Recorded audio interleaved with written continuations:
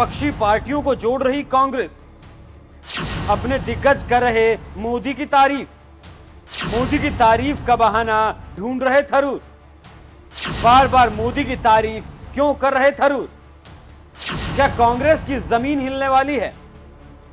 मोदी के इस कदम से गदगद हुए शशि थरूर।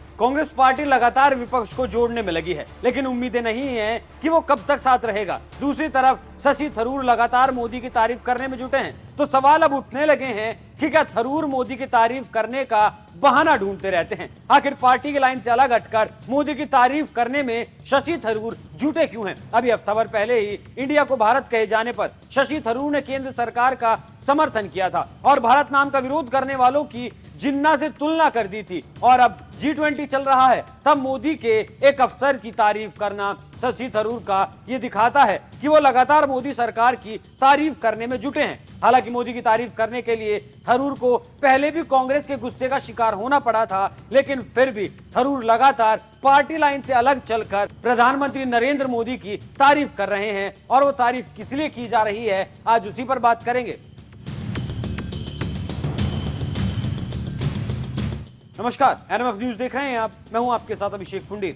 मोदी ने पहचान की राजनीति को परफॉर्मेंस की राजनीति में शिफ्ट कर दिया है, ये शब्द शशि थरूर ने कहे थे। और ये सब कुछ कहा गया था जब मोदी को केंद्र में आए करीब साल भर ही हुआ था और 10 साल कांग्रेस राज कर गई थी। अब सुनिए G20 में क्या हुआ। रूस और यूक्रेन के मुद्दे पर दुनिया बटी हुई थी और ऐसे में G20 में शामिल 20 देशों को एक राय में पिरोना बहुत मुश्किल काम था। इतना मुश्किल था कि ये काम अब तक कोई भी देश नहीं कर पाया था। G20 में भारत के शेरप्पा अमिताभ कांत ने बताया कि यूक्रेन में जारी युद्ध को लेकर G20 नेताओं को एक प्लेटफॉर्म पर लाने के लिए करीब 200 घंटे की नॉन स्टॉप बातचीत की जरूरत थी और G20 के इस घोषणा पत्र पर सर्वसम्मति बना ली भी गई है और ये कर दिखाया है भारत ने। और भारत की इसी उपलब्धि के लिए कांग्रेस नेता शशि थरूर ने भारत के शेरप्पा की तारीफ की है।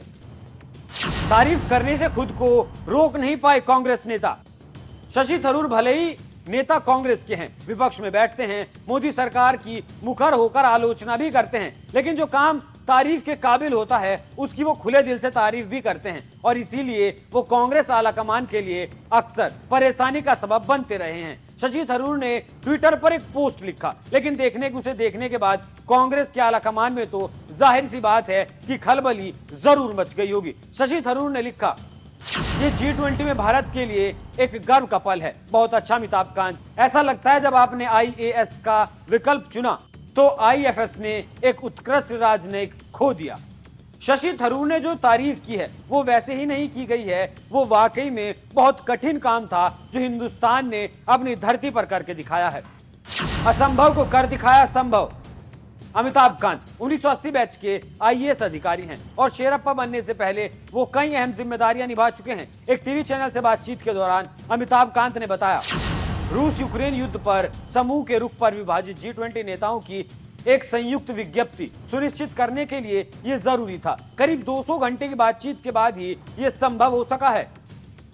इसके बाद अमिताभ कांत ने यह भी बताया कि यह काम कितना मुश्किल था। नीति आयोग के पूर्व प्रमुख अमिताभ ने बताया, शेरपाओं के साथ साझेदारी में काम करना सबसे अहम था। उभरते बाजार की संयुक्त कोशिश थी जिसकी अगुवाई भारत, ब्राजील, दक्षिण अफ्रीका और इंडोनेशिया, बाद में मेक्सिको, तुर्की और सऊदी अरब ने की, जिसकी वजह से G7 देशों पर दबाव बढ़ा और वो एक मेज पर आ सके। करीब 200 घंटे की नॉन स्टॉप बातचीत हुई, बाली पैराग्राफ छिन्न भिन्न हो गया और हम 9 महीनों तक संघर्ष करते रहे, लेकिन आखिरकार जो प्रयास किया गया वो सफल होता हुआ दिखाई दिया और सभी में एक राय बन पाई। आगे अमिताभ कांत ने बताया कि इस आधार पर हमने पहला मसौदा तैयार किया। वास्तव में किसी को उम्मीद नहीं थी कि हम आम सहमति पर पहुंच जाएंगे। पहले मसौदे पर कई प्रतिक्रियाएं आई। लोग इस बात को लेकर निराशावादी थे कि हम रूस और यूक्रेन पर आम सहमति पर पहुंच सकते हैं, क्योंकि दुनिया भर में बहुपक्षीय मंच ऐसा करने में विफल रहे हैं। पहले मसौदे से हम एक दूसरे और फिर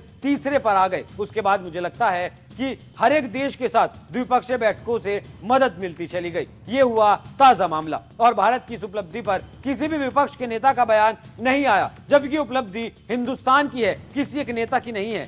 लेकिन इस उपलब्धि से प्रधानमंत्री नरेंद्र मोदी का नाम जुड़ता है तो इंडिया वाले इस सराहनीय काम की भी तारीफ नहीं करेंगे। लेकिन ऐसे वक्त में शशि थरूर हमेशा आगे आते हैं और उसे विपक्ष की नजर से ना देखकर बल्कि देश के नजरिए से देखते हैं। और यही कारण भी है कि थरूर अक्सर पार्टी लाइन से अलग बयान देते हुए देखे जाते हैं और फिर आलाकमान के गुस्से का शिकार भी होते हैं। इस गुस्से का भी एक उदाहरण आपको बताता हूं। जब थरूर ने कहा था कि मोदी ने पहचान की राजनीति को परफॉर्मेंस की राजनीति में शिफ्ट कर दिया, तब थरूर को कांग्रेस के मीडिया पैनल से बेदखल कर दिया गया था। इतना ही नहीं, कांग्रेस की छाती पर सांप तब लौट गए थे जब एक ऐसा बयान आया जो अभी 2 महीने पहले ही दिया गया था। उस बयान में थरूर ने कहा था कि शुरुआत में मैं विदेश नीति के मामलों में पीएम मोदी का आलोचक था, लेकिन अब मुझे लगता है कि उन्होंने सभी मोर्चों पर बेहतर ढंग से काम किया है। मुस्लिम देशों से हमारे रिश्ते जितने अच्छे अभी हैं उतने कभी नहीं रहे। थरूर के इस बयान ने तो सीधे सीधे कांग्रेस के शासन पर सवाल उठाए थे और खुलकर मोदी की तारीफ भी की थी। अब आगे सुनिए, पिछले ही हफ्ते की बात है जब थरूर ने चीन के नक्शे में विदेश मंत्री एस जयशंकर का साथ दिया था। उससे पहले योग दिवस के मौके पर पीएम मोदी की तारीफ की थी। यहाँ पंडित जवाहरलाल नेहरू पर मोदी को तरजीह दी गई थी। तो ऐसे कई मौके आए जब थरूर ने मोदी की तारीफ की। और दूसरी तरफ जब कांग्रेस अध्यक्ष पद का चुनाव चल रहा था तब भी कांग्रेस आलाकमान और थरूर के बीच जो खाई थी उसे बढ़ता हुआ देखा गया था। तो अब ऐसे में सवाल उठने लगे हैं, कहीं थरूर इंडिया गठबंधन का भविष्य देखते हुए कहीं कुछ और विचार तो नहीं कर रहे हैं? क्योंकि राज्यों में जो उठापटक गठबंधन के बीच चल रही है, उस उठापटक के बाद लोकसभा में साथ चल पाना बहुत मुश्किल काम है। अब वाकई में थरूर बीजेपी के बारे में कुछ सोच रहे हैं या फिर नहीं, वो तो वक्त बताएगा। लेकिन आप थरूर की इन तारीफों पर क्या राय रखते हैं? अपनी राय हमें कमेंट कर जरूर बताइएगा। नमस्कार। Declaration is undoubtedly a diplomatic triumph for India. It's a good achievement because right until the G20 summit was being convened, the widespread expectation was there would be no agreement, and that therefore a joint communique might not be possible. We might have to end up with a chairman's summary. The reason for that in particular, the main reason, was the big gulf between those who wanted a condemnation of the Russian war in Ukraine and those like Russia and China who wanted no mention whatsoever of that subject. India was able to find a formula to bridge that gap, and that is a significant diplomatic achievement, because when there is a summit without a joint communique, it is always seen as a setback for the chairman. Here, the chairman has pulled off a diplomatic.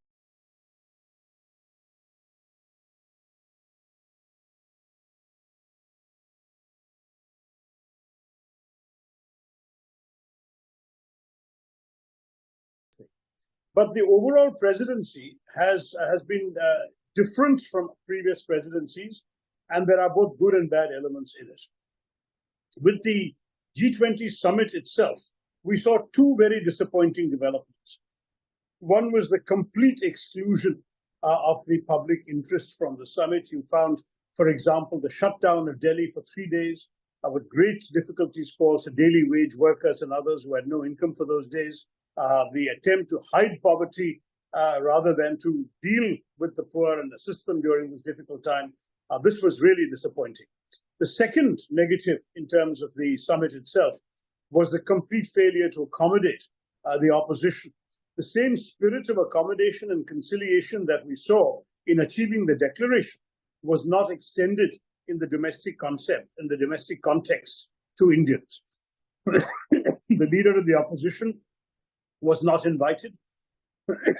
The opposition members of parliament were not invited, not even the members of the relevant parliamentary committees dealing with foreign affairs. Nobody was invited to any of the events, the receptions, or the dinner. And the result is that a democracy, a country that called itself the mother of democracy, was showcasing an event from which the democratic opposition was excluded. I thought that was very unfair.